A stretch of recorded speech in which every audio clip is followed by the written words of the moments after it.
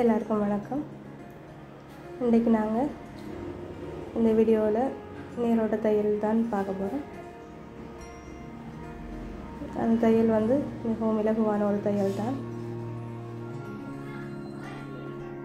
சின்ன சின்ன எஸ் மாதிரி வளைச்சி நாங்கள் ரன்னிங் ஸ்டிச்சில் தைச்சா அந்த தையல் வந்துடும். நான் இப்போ தைச்சி காட்டுறேன், பாருங்கள் எப்படி தைக்கிறேன்னு சொல்லி. மிகவும் சின்னதாக வளைச்சி தைச்சினீங்கன்னா தையல் நல்ல வடிவாக வரும். ஒரே அமைப்பிலேயே வளைக்காமல் கொஞ்சம் திருப்பி வளைச்சி தைக்கும் பொழுது அந்த தையல் நல்ல வடிவாக இருக்கும். இந்த தையலை நாங்கள் என்னத்துக்கு பயன்படுத்தலாம்னு சொன்னால், இந்த ஒரு பெரிய டிசைன் ஒன்று தைச்சிட்டு ஏதாச்சும் ஒரு டிசைனுக்கு இடையில் ஒரு இடைவெளி நிரப்புறதுக்கு தான் நாங்கள் இந்த தையல் பயன்படுத்துவோம். இப்போ உதாரணத்துக்கு நாங்கள் ஒரு சாரி ப்ளவுஸில் பின் கழுத்தை எம்ப்ராய்டிங்கில் டிசைன் பண்ணோம்னு சொன்னால், அந்த இடையில் பூவுகளுக்கு இடையில் வர இடைவெளிக்கு இந்த நீரோட்ட தையல் நாங்கள் தைச்சா அழகாக இருக்கும்.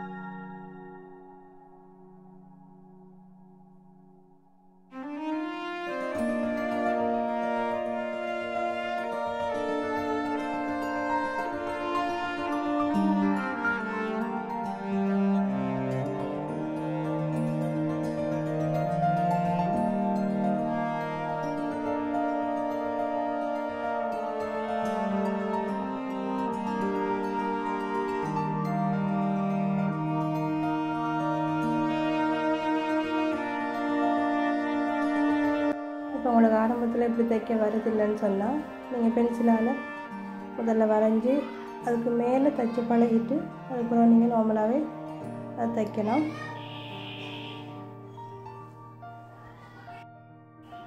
சின்ன நடியாக நீங்கள் வரைஞ்சி அதுக்கு மேலே தைச்சி பழகினா உங்களுக்கும் பழகிறதுக்கு இலகுவாக இருக்கும். இந்த பென்சில் அடையாளத்துக்கு மேலேயே அப்படியே தைச்சிட்டு போனீங்கன்னா இந்த தையல் இலகுவாக உங்களுக்கு தைக்கக்கூடிய மாதிரி இருக்கும்.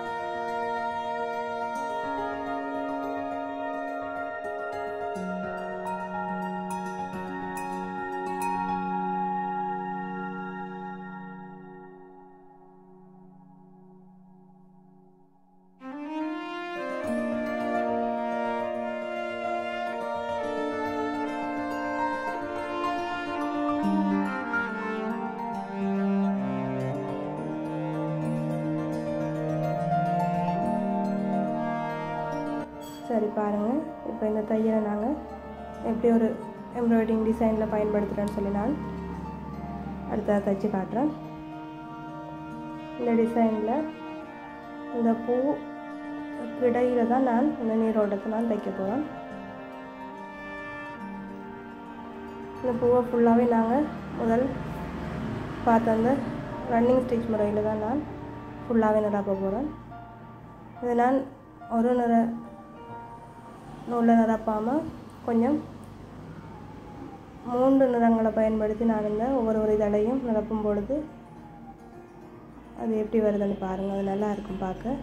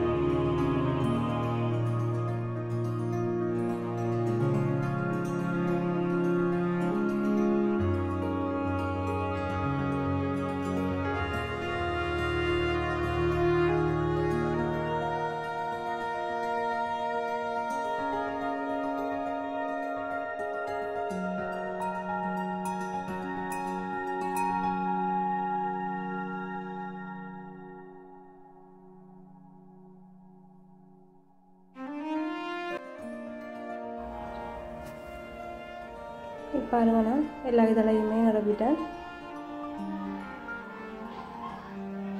முதல்ல கொஞ்சம் லைட் கலரையும் அது பிறகு அதை விட கொஞ்சம் டார்க் கலர்ஸையும் நான் பயன்படுத்தி 3 நிறத்தில் நான் ஒவ்வொரு இதழையும் 3 நிறத்தில் நான் நிரப்பி தைச்சிருக்கிறேன்.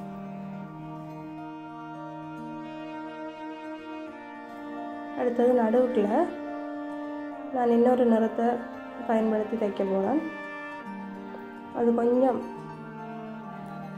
நல்ல ஷைனிங்கான ஒரு நூல் ஒன்று தான் நான் எடுத்திருக்கேன். இது நிரப்பி பார்க்குறதுக்கு எப்படி வருதுன்னு சொல்லி நிரப்பிட்டு நாங்கள் பார்ப்போம். அது ஆனால் இது தனி நிறம் இல்லை, இதில் 2-3 நிறங்கள் சேர்ந்து தான் இருக்குது அந்த நூல்கட்டையில். உங்களுக்கு தனி நிறமாகவும் இருக்கும் எம்ப்ராய்டிங் நூல், 2 நிறம் இல்லாட்டி அதை விட அதிகமான நிறங்களும் சேர்த்த நூற்கட்டைகளும் நீங்கள் வாங்கி கொள்ளலாம் கடைகளில்.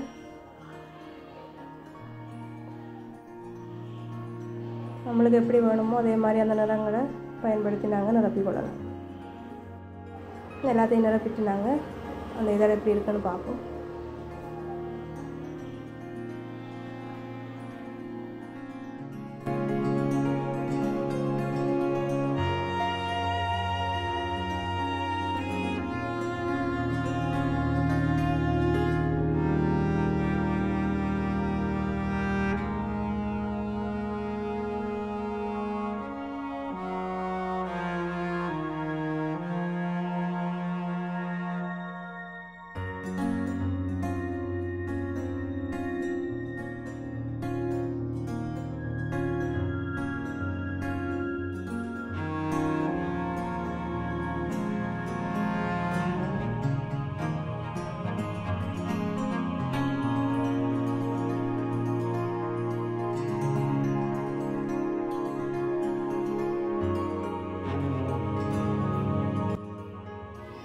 மேலே இருக்கிற இந்த தும்பியை நாங்கள் நீல கலரில் நிரப்பி கொள்கிறோம்.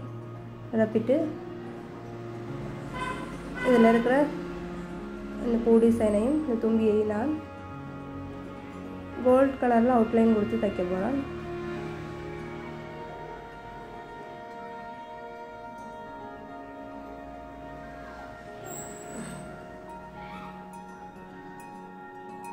கோல்ட் கலரில் தைச்சா எப்படி வருதுன்னு சொல்லி நாங்கள் தைச்சிட்டு பார்ப்போம்.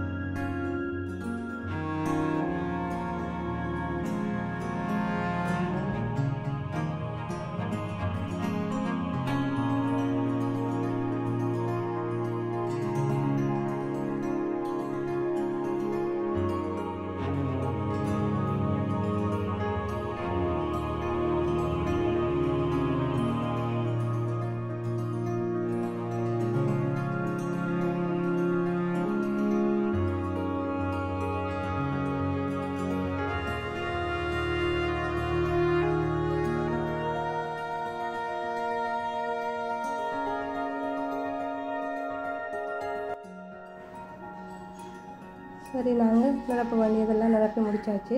இனிமேல் அந்த மிச்ச வீடவெளிக்கு நீரோட்டத்தை தைக்க வேண்டியது தான். நீரோட்டம் தைச்சா நீரோட்டம் தைக்கும்பொழுது நீங்கள் நூலை கொஞ்சம்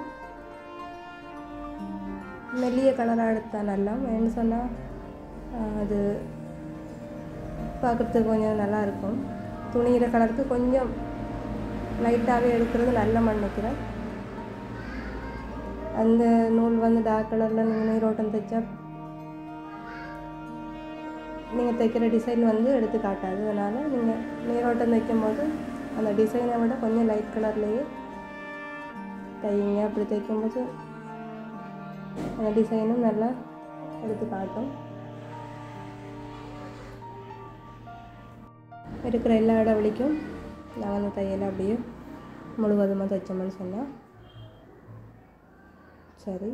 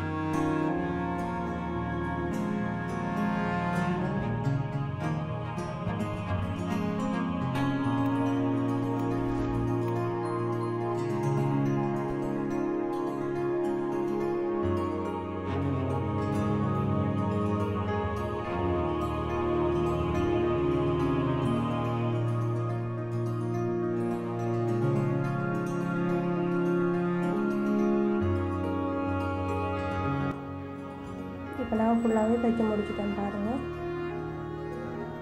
டிசைனும் கொஞ்சம் நல்லாவே இருக்குது.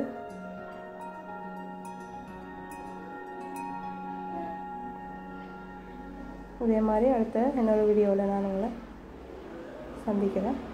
நன்றி.